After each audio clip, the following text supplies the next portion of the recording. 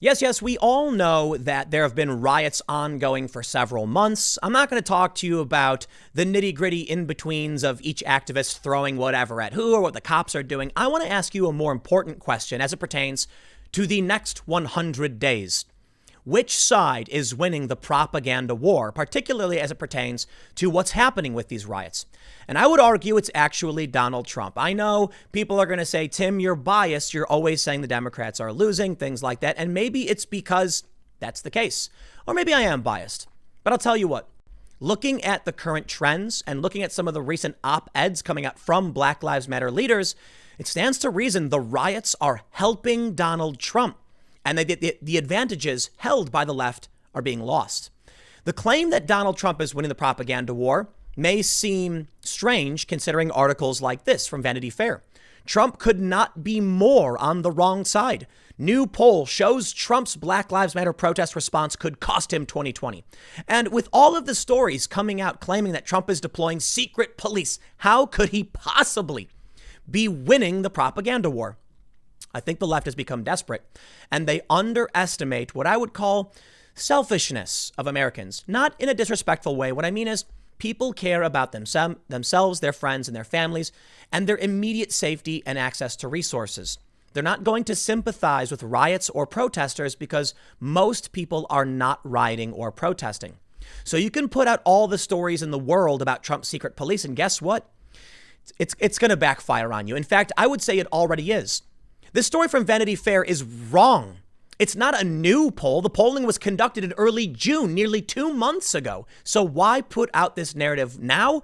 All it's going to do is convince the left they're winning when they probably aren't. And it's because of things like this. We hear from some reporters that on the ground in Portland, protesters are actually yelling, "We're winning the propaganda war." At the same time, opposition to Black Lives Matter is skyrocketing. And according to at least one poll from Rasmussen, which is the latest we have, Black likely voter approval for Trump is at like 43%. And that to me is insane. Now that can't be true, can it? Until we see an op-ed from the Portland NAACP leader who says that the rioting has become a spectacle. He actually argues the far left and Antifa are giving Trump what he wants. The peaceful protests were working. Support for Black Lives Matter was on the rise. And then the far left came in with their silly and stupid demands for weird far left stuff. And it soured everything. And now Trump is winning. You want to know why I'm biased, against them? And I think I am. I think it's fair to say it's because of things like this. But I don't think I'm unfairly biased. I think it's just I come to expect a certain kind of action from the far left. That's my bias. But they really do engage in violent riots and protests that hurt the left. And where are the leaders on the liberal side of things to denounce this and argue for real policies that they think will help the American people? They're too busy supporting the protests and those who would form human chains to protect far left extremists.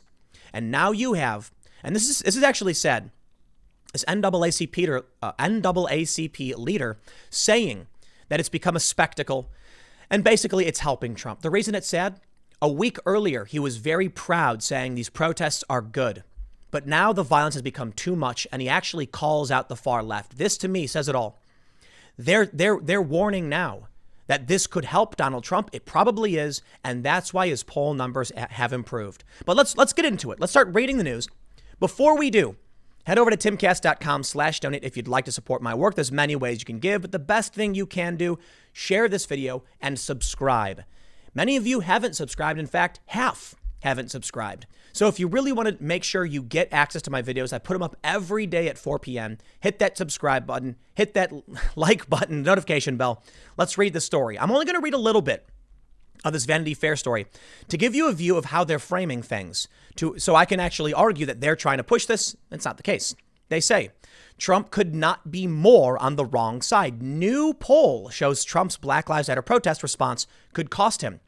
They say exclusive polling suggests the protest changed Americans' minds so quickly and so profoundly that Trump planted himself even further on the wrong side of public opinion than previously understood. Now, they're not wrong. They're just so late to the party. It's really amazing. Let's scroll down and ignore a lot of the fluff and a lot of the talk. And we'll go straight to the polls. They say this: shortly after the George Floyd incident, the Democratic research firm Avalanche went into 9 battleground states, Arizona, Colorado, Maine, Michigan, Minnesota, Georgia, North Carolina, Iowa, and Pennsylvania, to measure how segments of Americans were reacting to the protests. Unlike most pollsters at the time, Avalanche surveyed 2 large back-to-back samples of 6,986 registered and unregistered total voters, one on June 1st and a second on June 10th. And 11th, allowing it to track how sentiments changed during what might have been the most consequential chapter of the protests. Like most polls, Avalanche found widespread support for the protests by June 11th, with 68% of respondents saying the protesters were completely right, or somewhat right. But rather than measuring responses by self-identified partisanship, Democrat, Republican, Independent, Avalanche measured by vote choice. It organized respondents into 5 segments: vote Trump, lean Trump, mixed feelings, lean Biden, and vote Biden. Now, I'm not going to read further because the data, as far as I'm concerned, is completely and totally irrelevant. I mean, 2 months ago may have been 2 years ago. Come on, it's 2020. Everybody's acting like every month is a year, right? Yeah, it's still 2020. Things are still crazy. And perhaps the reason so many people were saying the protests were right was because the information hadn't reached them yet. Most people aren't glued to the TV figuratively, or the monitor screen, or or your cell phone screen, like some of us might be. You watch these segments the moment they drop, but does everybody else? I'd argue most people don't. So when the protests first started, guess what? Sean Hannity himself was saying George Floyd should not have lost his life. Glenn Beck, many people were saying peaceful protest here. And guess what? Even I and many other moderate and conservative commentators were saying things like, hey, when those protesters stopped that Antifa guy, that was awesome. So yes, support was through the roof. But in the past 2 months, there's been ongoing riots. So the real question is, what do people think now? And I would say now they are losing the propaganda war. Of course, they don't think so. According to reporter Shelby Talcott of the Daily Caller, she tweeted, quote, "We are winning the propaganda war," one rioter just screamed at the line of officers. That's right. That's what they think. And let me show you this. I tweeted, "I think this ad underestimates American selfishness. They actually bought an ad showing the riots. Riots scare people. Regular people don't riot and most don't protest. Thus, many will not sympathize with Black Lives Matter and the ad will backfire." What's the tweet I was referring to? Someone saying this ad is devastating. Traitor Trump. Well, I believe I am correct. I believe most people, the overwhelming majority, don't even protest. So some might sympathize, but I think most won't. They're not going out and marching. They might agree with some of the cause, but when they see a commercial that tries to make it look like law enforcement are the bad guys while riots are going on in this commercial, I think the biggest mistake they're making is they're letting people know riots are happening. How many people are going to be like, I used to riot, and when the police would come out, I'd get upset about it. Trump is bad. No, they're going to be like, I didn't realize that so many riots were erupting around the country. What's happening? And it may be bad for Trump to a certain degree, but overwhelmingly, I think it'll help Trump because Trump wants to be the candidate of law and order. And as we know, videos of riots scare people into voting for law and order candidates. But don't take my word for it, as I often say. How about I bring you to Civ IQ's tracking? Do you support or oppose the Black Lives Matter movement? And lo and behold, as of July 24th, 35% oppose. Why is this significant? Because the Vanity Fair poll was actually right. On June 1st, around the beginning of June, people really did support Black Lives Matter. And it was a major and massive swing. They're correct about that. But how can they then take a 2-month-old poll and miss the fact that opposition is rising dramatically? Now, let me clarify my stance. Is Trump winning? Yes, technically. Depends on how you frame it. What I mean to say is Trump took a major hit when Black Lives Matter got all of this support. It was bad for him as the law and order candidate because peaceful protests are good for Democrats.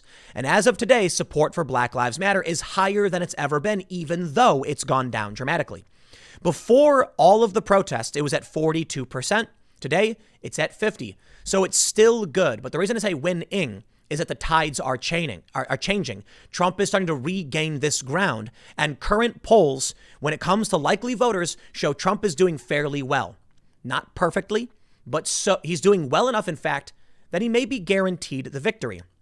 I bring you now to Rasmussen reports. You may have seen me post about this, but let's counter the narrative. This is from July 21st. Now, keep in mind, Rasmussen is fairly biased in favor of the right, I would argue, but it could be not that they're biased in favor of the right, but that all the other polls are biased towards the left. Maybe they are. The only thing I can tell you is that Rasmussen nailed the 2016 election results. They got the margin correct. Take it for what it is. Maybe they're right. All I can say is that they have the most current updated numbers. I'm not a big fan of using just single polls. That's why I'm going to show you two. Rasmussen says on July 21st, overall likely voter job approval for POTUS is 48. Independent 41, Democrat 24. Democrat likely voter approval for Trump 24? Can't believe it, can I? You can't believe it, I can't believe it. Okay, let's read. White approval is 50. Black likely voter strong approval is 33. And overall, 23, and overall is 33. Non-white strong approval 34. Other non-white overall approval is 50. This was July 21st. So here's the best thing I can do. I can show you progress. If you believe that Rasmussen is biased, fine. Ignore the numbers themselves and take a look at the numbers change. Because now on the 24th, 3 days later, using the exact same methodology, Rasmussen has found Trump's job approval is up by 1 point to 49. Among men, 48, women, 50. GOP, 81. Democrat up 3 points to 27. Independent at 41. White to 48. And black total likely voter approval, 49%. Other non-white total likely voter approval, 57. And Rasmussen puts exclamation points near these. Maybe it's static. Keep that in mind. It may not be accurate, but I did show you Civ IQ. According to Civ IQ, and this is what's really interesting, if we look to white voters, we can see that opposition has surpassed support. The reason this is important is because white voters make up a large voting bloc in this country, and 44% oppose and only 41% support. They have lost white voters. But more importantly, whether or not you agree with one poll or two polls, this is important. Rasmussen used the same methodology to track sentiment over 3 days. And as the violence continued across this country, Trump is now seeing astounding support from non-white voters. That to me is absolutely crazy. That is why I would argue, Vanity Fair, you are wrong. Trump is winning the propaganda war. The left took major gains. Look, earlier in the year, Emerson and these other polls showed Trump was doing well among black voters. Then we saw the George Floyd incident, Black Lives Matter skyrockets. Trump is winning it back. He's winning it back. Maybe that's the right way to put it. I don't know if he's got the majority, but he is winning it back. What you need to consider is that his approval rating, according to Rasmussen, is 49 and his disapproval is 49. How many of these people are lying about things? This is a very, very important thing to consider when you look at these polls. Take a look at this from the Cato Institute. Staunch liberals stand out only group who feels they can share their political opinions. In a poll that Cato has put out, the only group in this country that feels that feels they can express their opinion without offending somebody or bothering somebody is strong liberal. Liberals, moderates, conservatives, and strong conservatives feel the climate these days prevents me from saying things I believe because others might find them offensive. Now consider the polls. How many people are not speaking up? How many people are not donating because of this? Stands to reason Trump is winning the propaganda war. But I defer to E.D. Mondane, president of the Portland, Oregon branch of the NAACP, who said, Portland's protests were supposed to be about black lives. Now they're white spectacle. This story, it breaks my heart, man, because this guy was seeing something powerful, seeing something he had long fought for, a real conversation about Black Lives Matter. Instead, what happened? He says this: images of naked Athena, as the protester has been labeled, have gone viral. Her unclothed confrontation with police earning her accolades as a brave ally of the cause. But I see something else. A beneficiary of white privilege dancing vainly on a stage that was originally created to raise up the voices of my oppressed brothers and sisters. In this, she is not alone. As the demonstrations continue every night in Portland, many people with their own agendas are co-opting and distracting attention from what should be our central concern, the Black Lives Matter movement. He goes on to call out even Antifa, saying, "What are Antifa and other leftist agitators achieving for the cause of black equality? The wall of moms, while perhaps well-intentioned, ends up redirecting attention away from the urgent issue of murdered black bodies. This might ease the consciences of white affluent women who have previously been silent in the face of black oppression. But it's fair to ask, are they really furthering the cause of justice, or is this another example of white co-optation?" You know why this is sad? Because of this story. Black community leaders react to nightly demonstrations and protests in Portland. When I was doing research for this segment, I wanted to make sure that if I show you a Black Lives Matter leader, an NAACP leader saying that they're co-opting this, I wanted to make sure it was fair that I pulled up stories from leaders of the movement who are saying it's a good thing what's happening in Portland. Well, I did my research and I came across this story, and I said, Black community leaders react to nightly demonstrations and protests in Portland from KGW8. I thought this would be a great way to contrast the conflicting views. As it turns out, sadly, it's actually the same guy. This story shows E.D. Mondane praising the protests, condemning the feds, blaming Trump. And I said, that's great. We'll get the opinion of this man. How does he feel about the federal response? He said it's predatory. It's a shame. They are terrorizing our residents. And I stand with our mayor and I stand with our governor. I stand with our commissioners as to denouncing these people. And I'm so glad they've come out publicly and said this must come to an end and Portlanders' constitutional rights must be protected. He called out the violence, said no to it. On July 17th, they published this story where he was actually saying the protests were good.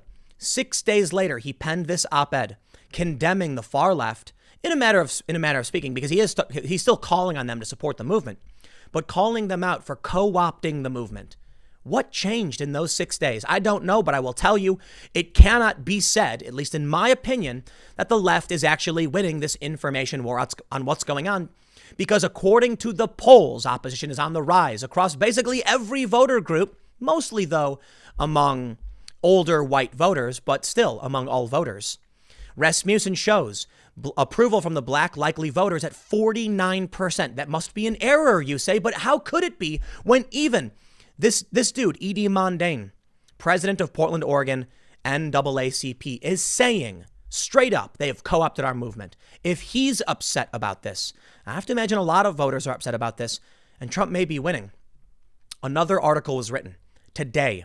After hours chaos at Portland protest overshadows Black Lives Matter message. Our movement has been co-opted. Are they going to blame Trump for that? No, they're blaming Antifa and the far left. And this is why I'm so biased against them. Very early on, with the rise of Antifa and the far left extremism, I repeatedly said, this is what you will get. You must stop them. The violence cannot continue. Instead, the moms, the wall of moms, the wall of vets, they link arms around these people and protect them as they commit crimes. And thus your message is being co-opted. I'm glad some of these people are starting to realize you cannot defend the extremists who spray paint horrifying messages on walls, calling for death and destruction. And if you want to protest the militarization of police, please do so. I agree for the most part. But when you see these extremists, you must stop them. They don't. They don't. So what happens? When the police call for a dispersal order, what do we see from Mayor Ted Wheeler? He stands there. He doesn't do anything. The mayor of Portland stands there at the barricades as these extremists lob commercial-grade explosives, where in Seattle an officer was rushed to the hospital after an explosive went off on his leg. Where are they to say enough? Stop doing it. Nowhere to be found. And where are any of these people to call out the horrific attacks against these black lives? Black Trump supporter shot to death in Milwaukee. Burnell Trammell. He was a Trump supporter. And apparently they say he got into an argument with some guy about his Trump signs. And shortly after, someone shot him. Why? We could only assume it was because of his Trump signs. When are they going to come out for this individual who lost his life? This story breaks my heart. I don't want to hear about anybody losing their life. There was a dude in Austin the other day who approached a vehicle, had a rifle. The crowd ran up to the car. The dude shot him. I'm not happy about that. That is horrifying. It's a tragedy. These people, their lives matter. Where are we going to get a real message about this? We're not. Because you've got far left extremists taking everything over. How about this? Black Trump supporter stabbed by Antifa militant in Portland riot. What about this guy? Instead, we just get nonsense. We get nonsense. What is this? The Boston Red Sox put up a Black Lives Matter billboard over Massachusetts Turnpike. You want to talk about your message being co-opted? How about big commercial organizations that don't care about you taking your message for financial gain? This is why I think Donald Trump actually is winning the propaganda war. Because leaders of the movement are saying you've co-opted our message. They have commercialized it. They have turned it, they've covered it up with weird violence and extremists. And outside of the violence, a naked woman spreading her legs in front of the police? I kid you not. Why? This is not good for the message. I think back to the civil rights leaders who put on nice clothes and they marched peacefully. And it worked. You know why? Because people see on TV, they see the message and they say, okay, I respect these people. They want the same things as me. I often say this. What's sad about the conflict is that we all want the same things: life, liberty, and the pursuit of happiness. We want to protect ourselves, our friends, and our families. We want to succeed and be safe. Many of us just disagree on how to get there, and many of us have conflicting interests. There are crazy people who just want to hurt you and watch the world burn, and those are the people we must stop. But I see these videos from Portland where the extremist will be standing there pulling fireworks out of his backpack and everyone around doing nothing. Why can't the protesters stop these people? Instead, what do we get? The moms and the vets link arms in front of them, protecting them as they gear up and lob these explosives at the police. And the mayor stands there as he issues a dispersal order. The mayor stands there as they lob these things and does nothing. Then finally he leaves, and half an hour later, he's the police commissioner. The police announce a riot. I think there's a reason why we're seeing all of these protests and the media and the lies about Trump. And it's because the Democrats are worried. This story from April says why Democrats are worried about these voters of color drifting to Trump in 2020, April 29th. 1 month later, protests erupted, which greatly boosted support for Black Lives Matter. It was a major victory for the left. I'm not saying it was intentionally done, like this cop, he needs to go to jail, right? The Chauvin guy. I'm saying that they certainly exploited it. Never let a good tragedy go to waste, they say. And this helped them politically, just after people were worried Trump support was growing. However, according to a story from today, The Guardian says, Trump supporters are far more enthusiastic and committed to voting than are supporters of Biden. And Democrats worry particularly about support from Black, Hispanic, and young voters who are crucial to building a winning coalition. They go on to say that Biden will have to pick a female person of color because he needs that support. I'm sorry, though, man. I think your view of the world is skewed by the fact that only the far left feels comfortable expressing themselves. And that means even the opinions of regular liberals are not being heard. So how are liberals, moderates, conservatives, and strong conservatives going to vote? Not how you would expect, because they're not telling you. That must be the silent majority, I suppose. Cato says 62% of people are afraid to speak up. Well, they literally say they have political views they're afraid to share. 62%? And it's the far left that feels comfortable? You know what that means to me?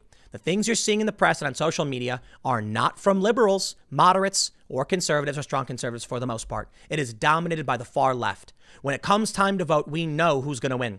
Take this into consideration with Rasmussen. 49% total Black total likely voter approval. Believe it or not, you can choose to ignore it. But I would say Trump is winning the propaganda war on this front. Disagree with me? Fine. I think I have laid my case out fairly well. I may have missed some things. That's fair. But when I saw Vanity Fair make this argument using 2-month-old polling data, I had to think, is this what the media does? And the answer is yes. Lies, lies, lies. Now, in terms of putting out lies, can we argue they lie a lot? They do argue a lot, but are they winning? No. It may be that the people are finally seeing through the lies and they're afraid to speak up. But it's possible. I don't have all the answers. And though I can make a potentially convincing argument to many of you, Maybe I'm wrong. I don't think I'm right all the time. I think I've looked at this and I've drawn a conclusion. But maybe Biden really will win. Maybe Trump really is on the wrong side of history. And maybe the American people really do want race-based discrimination in law. They really do want to fire people and hire people based on race. And maybe that's the future they really want. I don't think so. Maybe they really don't want a police department. I don't think so. And maybe they want the riots. I don't think so. But I could be wrong. In 100 days, we will all turn on our TVs and have no idea what happened because we're not going to learn who won the presidency. And I'm not convinced we ever will at this point. I think it's going to end up in lawsuits after lawsuits with both sides claiming they're the true victors. I hope I'm wrong about that too. And I hope they just finally let go. And if Trump wins, he wins. But maybe Biden will win. But maybe there'll be some weird voter fraud nonsense and Trump will refuse.